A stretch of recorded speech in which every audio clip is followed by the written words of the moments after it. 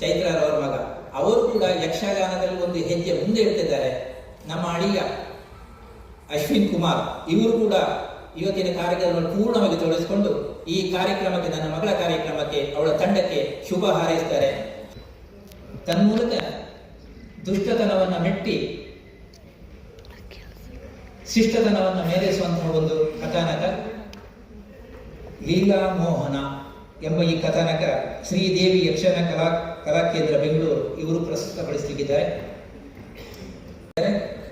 ದೇವಕಿಯಾಗಿ ಕುಮಾರಿ Lishita, ಕೃಷ್ಣನಾಗಿ master ಅಚಿಂತ್ಯ ರಾವ್ ಮತ್ತು ಕುಮಾರಿ ಪ್ರಣೇಗಿ ಬಾಲಕೃಷ್ಣರಾಗಿ, ಪೂತನೆಯಾಗಿ ಶ್ರೀಮತಿ ರಚನಾ Ranjan, ಮಾಯಾಪೂತನೆಯಾಗಿ Shrimati Reshma, Yashodhe Kumari Prasiddhi, Shakatasura Deepak Shenoy, Dhenukasura master Sugath Nayak, Vatasura doctor Arush Nayak, ಕೇಶಿಯಾಗಿ ತೇಜಸ್ವಿ ಎಲ್,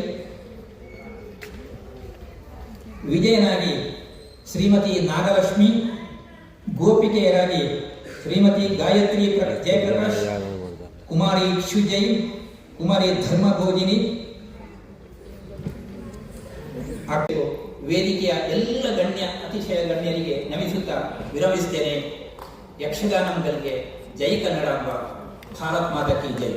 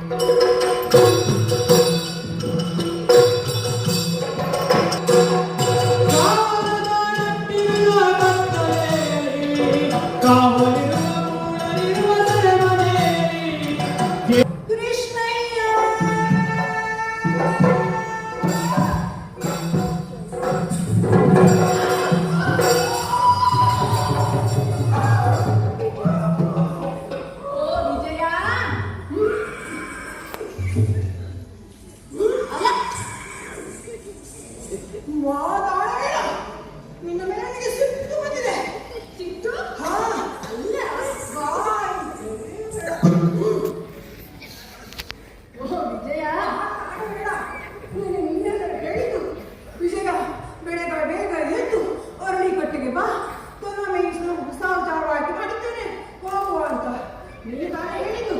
ಇಷ್ಟು ಹೊತ್ತು ಕಾಯಿಸುವುದು ಸರಿಯೇ? ಹೇಳು, ಮಾತಾಡೋಣ.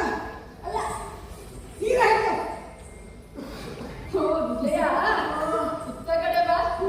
ನಿನ್ನನ್ನು ಎಲ್ಲಿಗೆ ಬರ್ಲಿಕ್ಕೆ ಹೇಳಿದ್ದು ನಾನು? ಅರಳಿ ಮರದ ಕಟ್ಟಿಗೆ. ನೀನು ಬಂದಿದೀಯಾ? ನೇನು ನಿಂತಿರುವುದಿಲ್ಲ ಪ್ರೇತವೇ. ಅಲ್ಲ, ಅರಳಿ ಕಟ್ಟೆಗೆ ಬರಲು ಹೇಳಿ ನಾನು ಬಂದಿದ್ದು ಅರಳಿ ಕಟ್ಟೆಗೆ. ಸರಿಯಾಗಿ ನೋಡಿದೀಯಾ?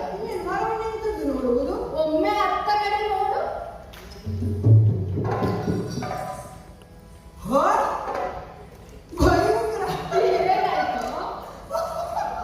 ಕೃಷ್ಣಯ್ಯ, ಏನು ಅರಳಿ ಮರದಲ್ಲಿ ಮಾವಿನ ಚಿಗುರುವೆ. ಅಲ್ಲ, ಮಾವಿನ ಮರವನ್ನು ನೋಡಿ ಅರಳಿ ಮರ ಅಂತ ಹೇಳುತ್ತಿದ್ದೆ.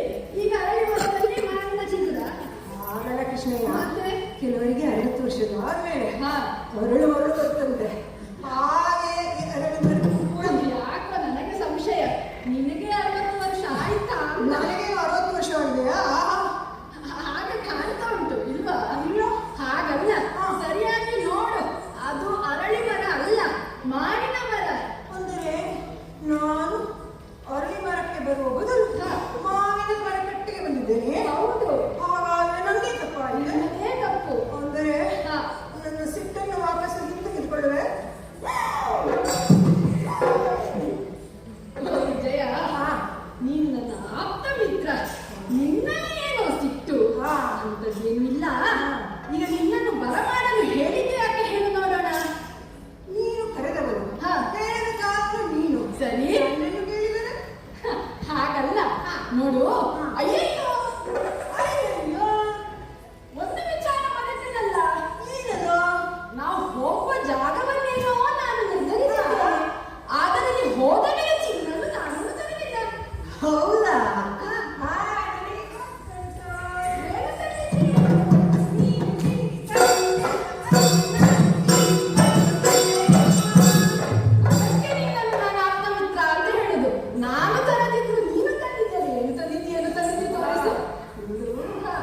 ಇಷ್ಟ ಅಂತ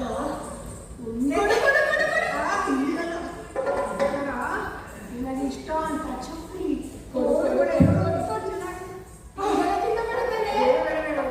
ಕೊಡೋ. ಹಿಂಗಲ್ಲ, ದನ ಮೇಯಿಸಲು ಹೋಗುತ್ತೇವಲ್ಲ, ಅವು ಅತ್ತಿತ್ತ ಹೋದಾಗ ಮರದ ಕೆಳಗೆ ಕೂತು ಆನಂದಿಸೋಣ. ಆಯ್ತು, ಮತ್ತೇನು ತಂದಿದ್ದಿ? ಇದರಿಂದ ಹಸಿವು ನೀಗಿದೆ.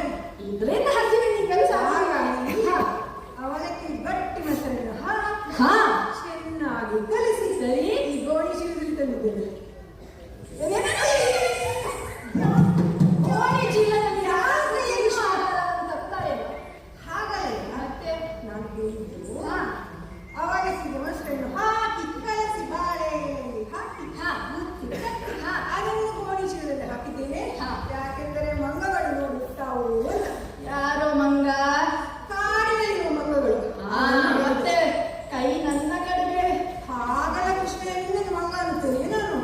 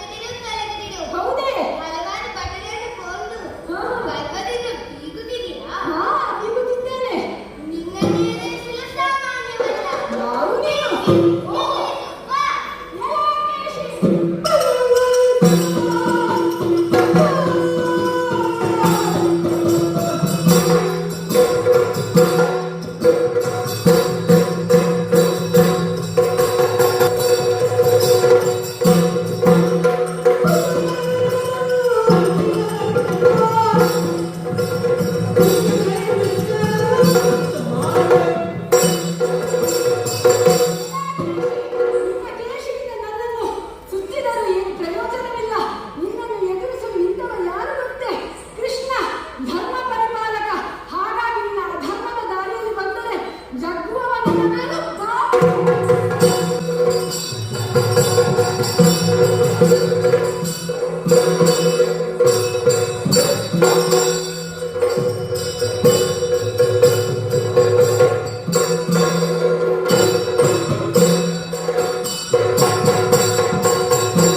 ಬಾಯಿಗೆ ಹೋಗುವುದು ಮೂಗಿಗೆ ಹೋಗಿಲ್ಲ ಹೇಗೆ? ಬಳ್ಳಿಯೇರಕ್ಕೆ ಕುಳಿತು ಆಟ ಮಾಡುತ್ತಿದ್ದೀಯ. ಹೌದಾ? ನಾಟಕ್ಕೆ ಅಂತ್ಯ ಬರೆಯಲು ಹಾ, ಪುಣ್ಯ ರೂಪವನ್ನು ತಾಳಬಲ್ಲ ಹಾ. ಆಮೆ ಶಕಟಾಸುರ. ಇವನಿಗೆ ಬಳ್ಳಿಯಾ?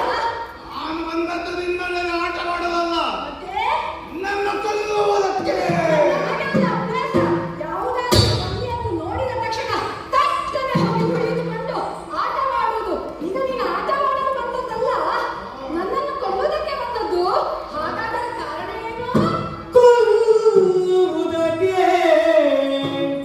ಕಾಯುವುದಕ್ಕೆ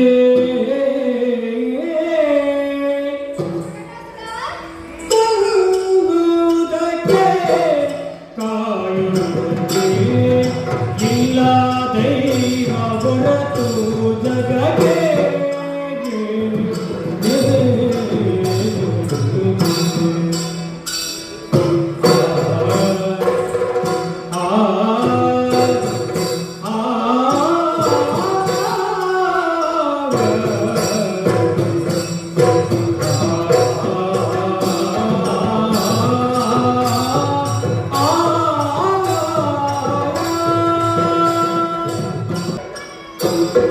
ಸಲ್ಲದಿಂತ ವೈರವು ಎನ್ನಿ ಸುಮ್ಮನೆ ಸುಮ್ಮನೆ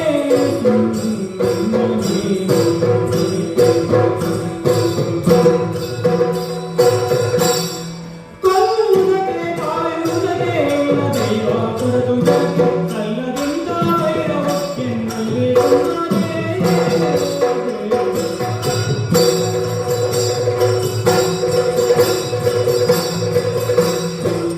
ಶಕಟಾಸುರ, ಕೊಲ್ಲುವುದಕ್ಕೂ ಕಾಯುವುದಕ್ಕೂ ನೀನು ಯಾರು, ನಾನು ಯಾರು ಅಲ್ವೇ? ನಮ್ಮಿಂದ ಸಾಧ್ಯವೇ ಹೇಳು?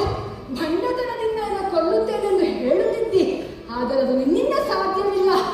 ಅದು ದೈವ ಇಚ್ಛೆ. ಒಂದು ಹುಲ್ಲುಗಡ್ಡಿಯು ಅಲ್ಲಾಡಬೇಕಾದರೂ ಅವನ ಇಚ್ಛೆ ಇರಬೇಕಂತೆ. ಹಾಗಾಗಿ ನೀನು ಕೊಲ್ಲುವುದಕ್ಕೆ ಸಾಧ್ಯವಿಲ್ಲ, ಕೊಲ್ಲುವುದು ನಿನ್ನಿಂದ ಸಾಧ್ಯವೂ ಇಲ್ಲ. ಹಾಗಾಗಿ ನೀನು ಕೊಲ್ಲುವುದಕ್ಕೆ ಆಗುವುದಿಲ್ಲ. ಆದರೆ ಒಂದು ಸಂಶಯ ನನಗೆ, ಕೊಲ್ಲಬೇಕೆಂದಿದ್ದರೆ ಏನಾದರೂ ವೈರತ್ವ ಇರಬೇಕು ಅಲ್ವೇ?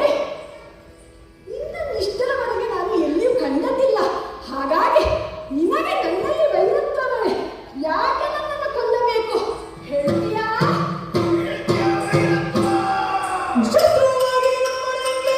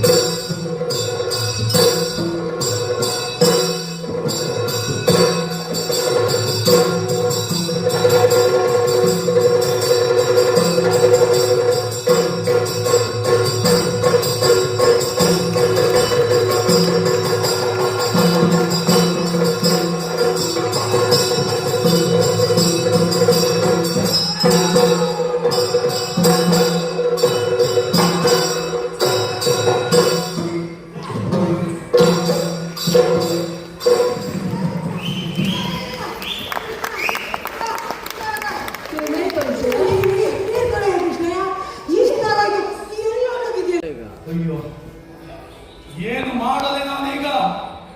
ಏನು ಮಾಡಲಿ? ಹೆದರುತ್ತಾ ನಾನಿಲ್ಲಿ ನಿಂತರೆ ನನ್ನನ್ನು ಸುತ್ತುವರಿಯುತ್ತಿರುವವರು ಯಾರು? ಬೆಳೆದ ನಾಯಕರೇ ಎನ್ನಿದಿರಿಗೆ ಸತ್ತವರಿಂದ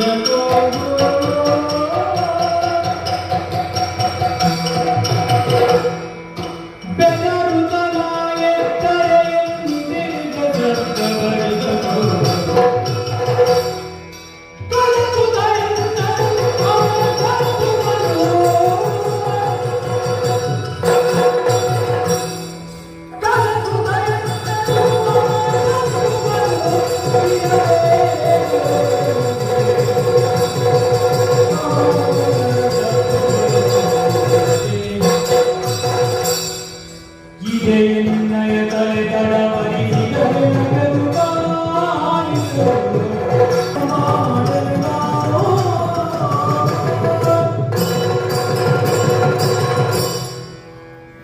ಅಯ್ಯೋ, ಮೊದಲೇ ಹೆದರಿದವನ ಮೇಲೆ ಹಾರಿಸದಂತಾಯಿತಲ್ಲ ಕೃಷ್ಣನ ಸ್ಥಿತಿ.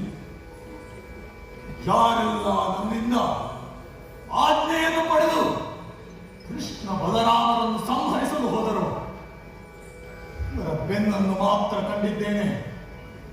ಮತ್ತೆಂದು ಅವರ ಮುಖವನ್ನು ಈ ಕಂಸ ಕಾಣಲಿಲ್ಲ.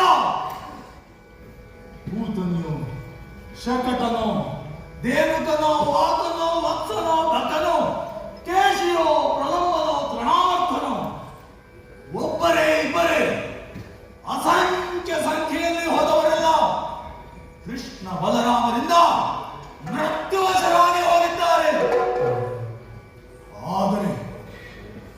ಆದರೆ ಇಂದಿನ ಕನಸಿನಲ್ಲಿ ಅವರೆಲ್ಲ ಪ್ರತ್ಯಕ್ಷರಾಗಿ ನನ್ನನ್ನು ಸುತ್ತುವರಿಯುತ್ತಿದ್ದಾರೆ.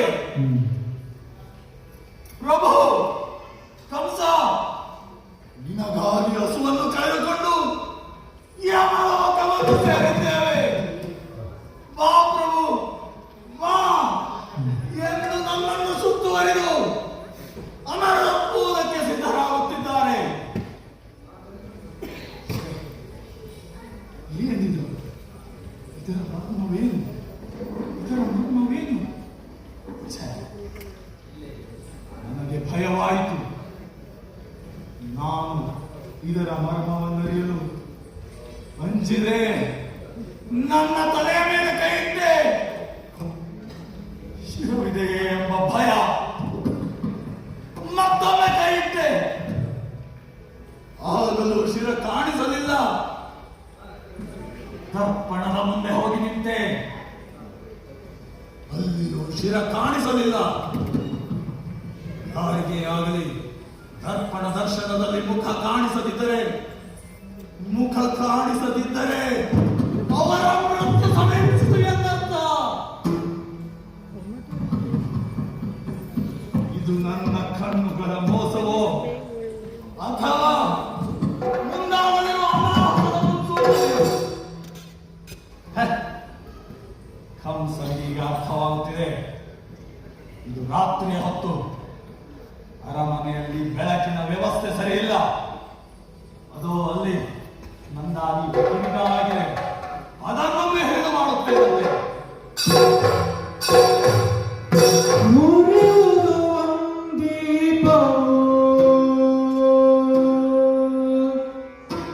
ಉರಿಯುವುದು ಒಂದೀಪವು, ಇದು ಎರಡಾಗುತ್ತ ಕಾಣುತ್ತದೆ. ಉರಿಯುವುದು ಒಂದೀಪವು, ಇದು ಎರಡಾಗುತ್ತ ಕಾಣುತ್ತದೆ. ಉರಿಯುವುದು ಒಂದೀಪವು,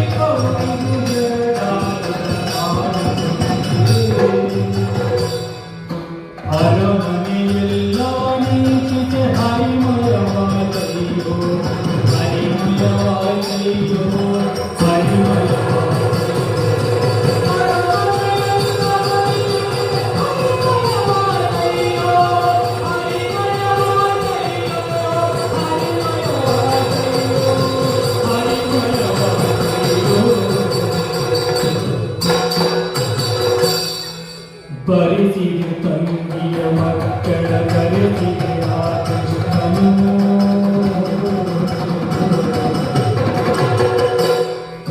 ಬರಿಸಿದೆ ತಂಗಿಯ ಮಕ್ಕಳ ಕರೆಸಿದೆ ಆ ಕೃಷ್ಣನು. ರಾತ್ರಿಯ ವೇಳೆ ನಿಶ್ಶಬ್ದ ಭಕ್ತರು ತುಂಬಿದ ಅರಮನೆಯಲ್ಲಿ ಬೆಳಗುತ್ತಿತ್ತು ಒಂದು ಚಿಕ್ಕ ದೀಪ. ಅದನ್ನು ಹಿರಿದು ಮಾಡಲು ಮುಂದಾದೆ. ಇದ್ದ ಒಂದು ದೀಪದ ಶಿಖೆ ನನ್ನ ಕಣ್ಣುಗಳಿಗೆ ಎರಡಾಗಿ ಕಾಣಿಸಿತು. ಅದು 4 ಆಗಿ 8 ಆಗಿ ಅಗಣಿತವಾಗಿ ಕಾಣಿಸುವುದಕ್ಕೆ ಪ್ರಾರಂಭಿಸಿತು. ಯಾರಿಗೇ ಆಗಲಿ ಉರಿಯುವ ದೀಪವೊಂದರ ಶಿಖೆ ಎರಡಾಗಿ ಕಾಣಿಸಿತು ಎಂದಾದರೆ ತಲೆಯ ಮೇಲೆ 2 ದೀಪ